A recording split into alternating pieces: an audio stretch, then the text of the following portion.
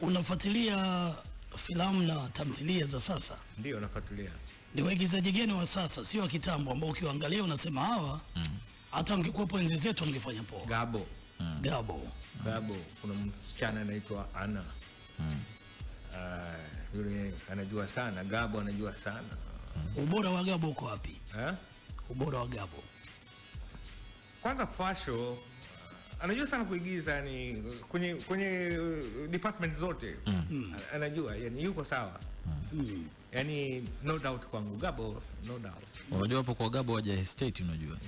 Yani unajua kufikiria kwamba ni Gabo. Jumamosi nilikuwa kwa mamangu. Nikafika pale nikakuta wanaangalia tamthilia moja, Gabo ameigiza kama Masai. Wakawa wanamsifia. Yule jamaa anajua kuigiza bwana. Wakawa wanamsifia kama Masai. Nikamwambia huyu anaweza kuigiza kama Makonde, akaigiza kama entertain. Kwani huyu ni wapi? Nikamwambia wa Iringa huyu watu. Yule anajua. Ana anajua pia Ana. Kuna msichana yuko pale kwenye jokes. Anaitwa Ana. Nani hajui lakini anapewa asitaki msema. Maana wote kama wanajua tu, nani hajui sasa? Mimi nimetaja wawili, sitataja wote.